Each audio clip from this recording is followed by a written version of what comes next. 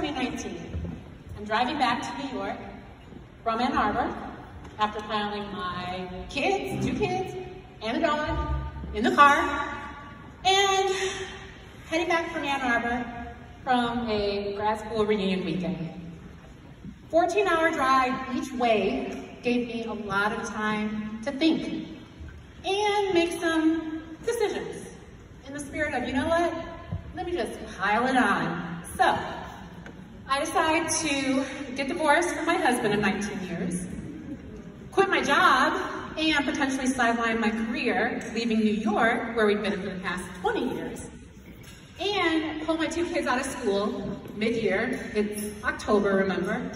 And my oldest daughter, freshman in high school, I'm thinking, you know what, she's just gonna love this idea. So, for starters, my parents didn't raise no dummy. I need a job, and not just any job, one where I feel as empowered, supported, with a seat at the table that I'd worked my butt off at with my New York program. That was all I was looking for. So, being a nerdy engineer, I decided, you know what, I'm gonna take a very systematic approach to rule things out. Have a smaller pool of options to consider. Makes sense, right? So I started with what I call the never options that I'd spent the last 20 years thinking and talking about. Such as, I will never move back to the Midwest. Oh, but wait, my life is changing. I'm changing.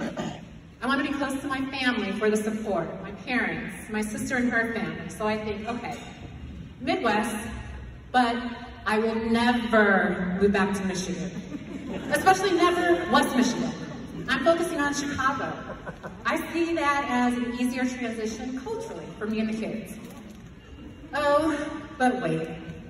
My then 14-year-old has University of Michigan at the top of her college list. I think, you know what, this could change, which it has, but you know what, for now, let me be in state. But never West Michigan. For context, I grew up in Holland. For those of you that don't know it, it's about 10 minutes north of here. Where am I? Yeah, north of here. And we moved there when I was 6. I was Dutch dancing, doing the whole shtick until high school graduation. I am never gonna go back there to live. Oh, but wait. I was thinking, you know what? East side of the state would be, again, much easier culturally for me and the kids.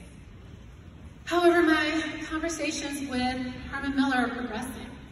And I'm on the phone with my mom having a call that literally changes my life. I say, Mom, I can't believe I'm even seriously considering Herman Miller and moving back to Holland. Me and the kids' dad have worked hard to expose them to new cultures, different types of people, different thinking. That's a big reason why we moved to New York in the first place. And my mom's next few words changed my path. She says, Tara, you'll find pockets of like-minded people wherever you go. That's what me and your dad did. That's who you are, that's how you're wired. You'll still expose the kids to new experiences, to different areas, either in the local aspect or traveling beyond. That's what you're already doing in the New York area anyways. I take a deep breath, took a few, and I said, you know what, this makes sense to me. And after that call, I gave it some big nevers in my thinking, which set me on a new path for making a difference. How? It's now February 2020. Me and the kids have just relocated to Holland's North Side, where I grew up, and literally 5 weeks later, everything shuts down with COVID. That spring and beyond, I'm seeing and experiencing what many of us as people of color have had to deal with our entire lives. Now just the latest in a series of racial injustice in our country and the impact on our communities. And I'm asking myself, what can I do? How can I make a difference? And I take intentional steps during this time to get involved. First, continuing my own education, and then getting involved with groups like I Am Academy and Women of Color Give, who are making a positive impact here in West Michigan. So what does that mean for all of you? If you're here tonight because you want to be part of the positive change that we're driving with Women of Color Give, there are many ways you can do that. I'm focusing this evening on what you can do as our allies. Being able to, and I'll talk about debunking a never, as in, I'm only one person. I can never make a difference alone. Oh, but wait. As an ally with Women of Color Give, we're about adding diverse voices in philanthropy. Why?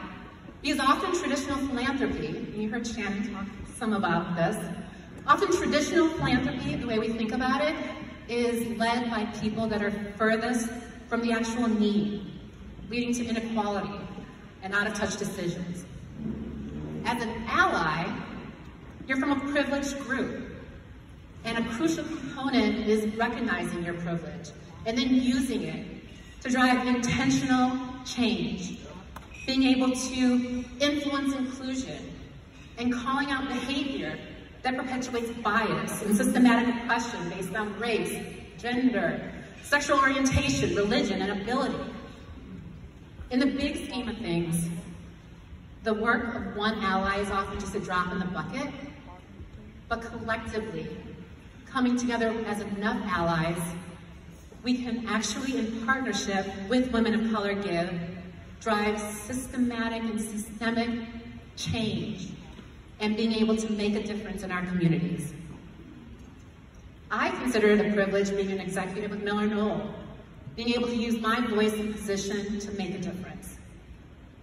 So, as part of the next chapter of this story, I'm imploring all of you to give up some of your nevers, and with Women of Color Give, to be able to help drive the positive change that we are making here in the community, and ultimately making this a place that's attractive for people that look like me and our families to want to live in, and more importantly, want to stay in for years to come. Thank you for listening and for the support.